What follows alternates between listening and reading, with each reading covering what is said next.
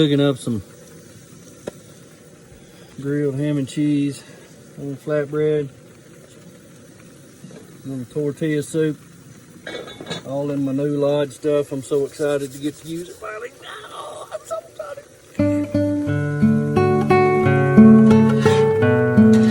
The Alpine Tunnel Historic District consists of a 200-foot wide right-of-way along 13 miles of original Denver, South Park, and Pacific railbed between the town sites of Quartz and Hancock. The district consists of property located in the Gunnison National Forest and the San Isabel National Forest, as well as 2 separate parcels of private land. The Alpine Tunnel Historic District is a joint project sponsored by the Gunnison County Lodging Tax Panel, the Alpine Tunnel Historic Association, and the U.S. Forest Service. The Alpine Tunnel Historic District is normally open from July to September. We weren't able to see the tunnel this year because there was a landslide and it was closed. But we found a perfect place to camp in Woodstock, where we saw a sign.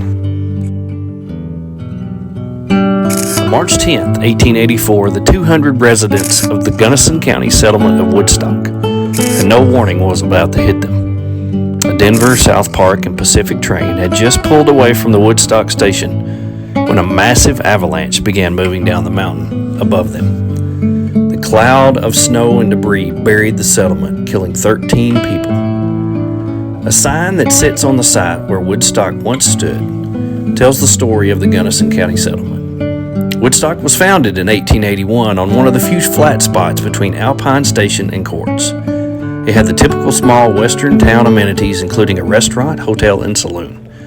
Eventually, other railroad facilities were built, including a water tank, telegraph office, and a boarding house. The town was never rebuilt after 1884 avalanche because the site of the settlement was located at the bottom of a notorious slide area.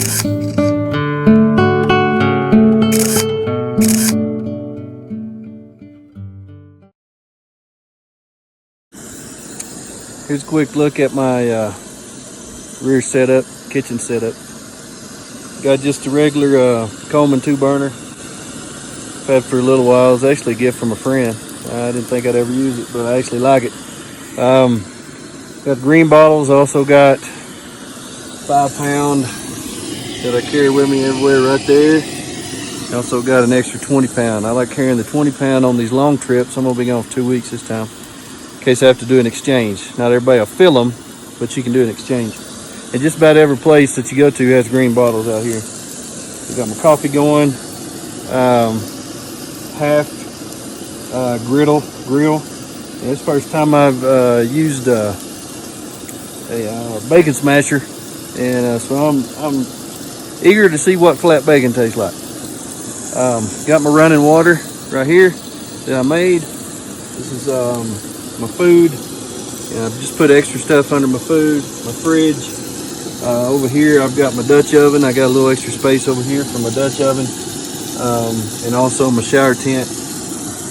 Orange box fold down table, which is amazing. I can't go anywhere without it because it's mounted to the FJ. But it's got everything. Holds my towels, gets everything. So right here my drawer pulls out. It's got a top on it, and so I can get everything ready right here.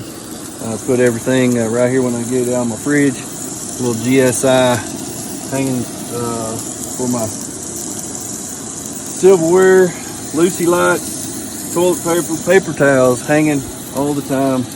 And then I got another, it's dark, magnet light. So right here underneath the rhino rack works pretty good. I love how it's set up now. Professor out.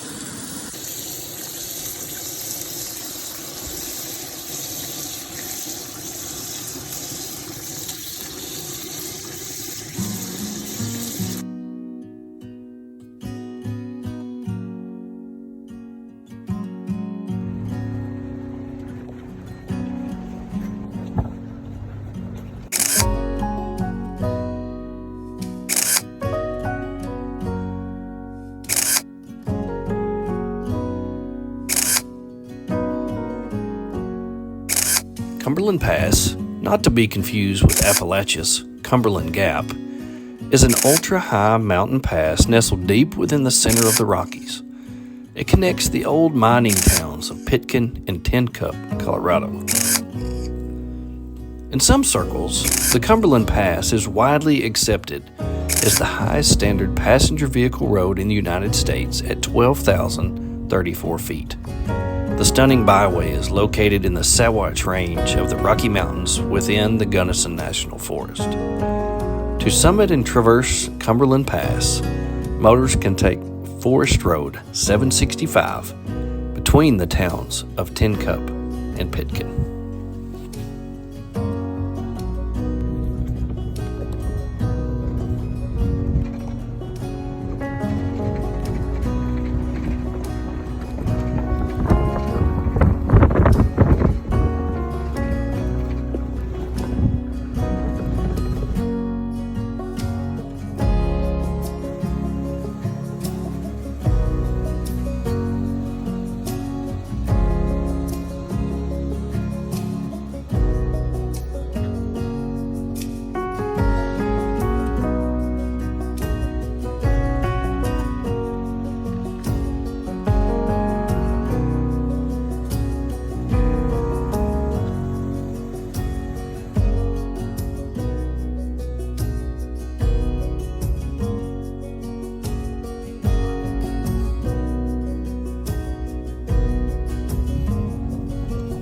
Tin Cup, also spelled with a space, is a semi-ghost and unincorporated community in Gunnison County.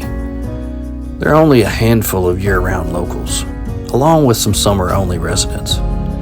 The only business in town is a seasonal general store, the Tin Cup Store.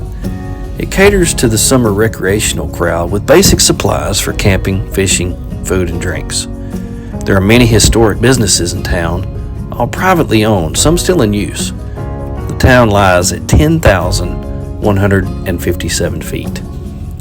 The former mining town was originally named Virginia City. It was a fairly prominent community in its heyday, officially founded in 1879 after lode deposits were discovered. It was incorporated in 1880 as Virginia City.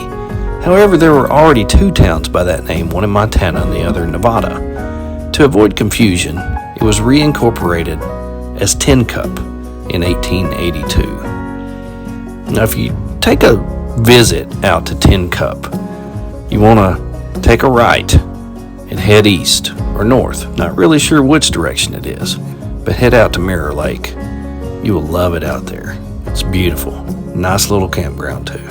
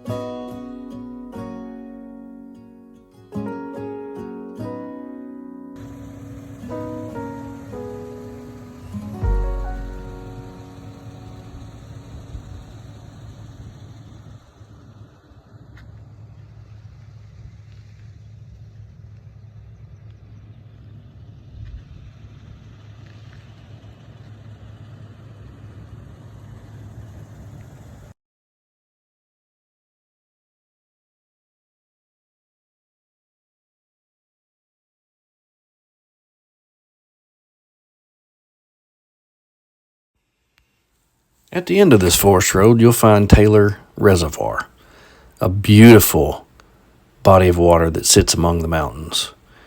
Right around the corner, we found a great spot to pitch our tent, set up camp, cook some victuals, and settle down for the evening. Bruiser was ready to get in the tent and go to bed. And to be honest, I was too. We had still a few days left before we picked up Connie in Denver, and I wanted to enjoy it as best as we possibly could.